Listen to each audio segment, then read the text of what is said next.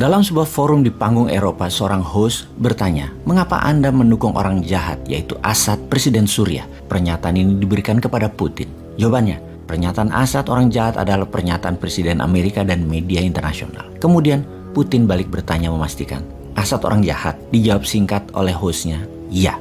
Maka Putin pun berkata, kami bukan melindungi Presiden Assad, melainkan melindungi negara Suriah. Kami tidak ingin Suriah menjadi seperti Libya, menjadi seperti Somalia, atau menjadi seperti Afghanistan, di mana kehadiran NATO di sana selama bertahun-tahun tidak membuat perubahan yang lebih baik. Apakah Assad membuat kesalahan? Ya, mungkin banyak. Tapi apakah orang-orang yang menentang itu malaikat? Siapa yang membunuh orang-orang dan anak kecil di Suriah? Siapa yang memenggal kepala orang? Apakah ISIS yang mendukung Amerika yang melakukan itu yang harus kita dukung? Anda tahu bahwa kami dan Amerika memperdebatkan tentang kawasan mana yang harus digempur, mana yang tidak. Di sana ada kawasan yang tidak boleh diserang. Kenapa? Karena ada banyak pasukan militan oposisi moderat. Di sana sekutunya Amerika. Tetapi di sana ada juga ISIS.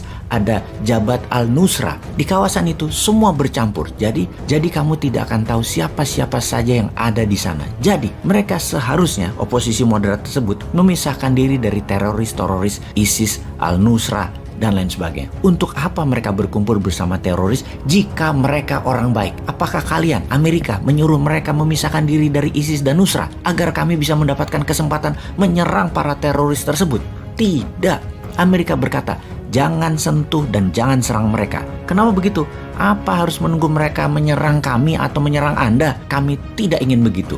Mengenai korban yang tewas dari penggunaan senjata termasuk senjata kimia, semua itu adalah kesalahan informasi.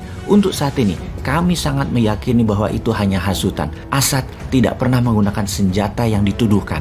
Dan semua itu dilakukan oleh orang-orang yang ingin menyalahkan dia, yaitu pihak Barat, sekutu, pihak Amerika, dan pihak media Amerika. Di sisi lain sekarang, ketika Trump menjadi presiden yang dilantik 2017, tema kampanye Trump mengambil semua tema kampanye idolanya Presiden Amerika ke-40 yaitu Ronald Reagan. Bagi seorang Bosman, secara pribadi, masa Reagan jadi presiden adalah masa kuliah di negeri Paman Sam. Jadi, sangat memahami mengapa Trump mengidolakan Reagan. Republikan adalah partai politik pro swasta, disebut partai koboi, dan ketika menjabat, perangnya Amerika adalah dogfight, berhadapan satu dengan yang lain. Kalau Demokrat, partainya adalah heavy on government. Apa-apa pemerintah, apa-apa lord. Kalau perang kucing-kucingan, pakai operasi intelijen dan pakai CIA. Republikan sangat nasionalis, Demokrat sangat globalis. Ketika menjabat Gedung Putih, Trump di tahun 2017 diambil sumpah. Sejak saat itu, Amerika, Tiongkok, dan Rusia adalah 3 negara utama dunia dalam kekuatan militernya.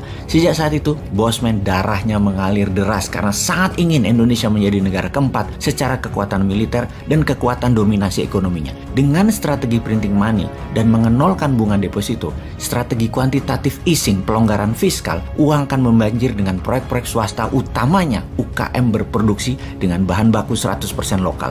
Indonesia dalam waktu sekejap akan sejajar dengan ketiganya melalui strategi ini. Namun, ini semua menjadi mimpi ketika di kabinet ada yang memuja hutang, anti bisnis swasta, UKM, mengetatkan kebijakan keuangan, kredit rendah, uang beredar hanya 44%. Maka hasilnya ekonomi jalan di tempat, tidak bergerak leluasa dan menjadi budak investor-investor asing. Dengan strategi invest in my country, dengan hutangan dan proyek yang menguntungkan investor. Bentar, kalimat ini nyinyir ya.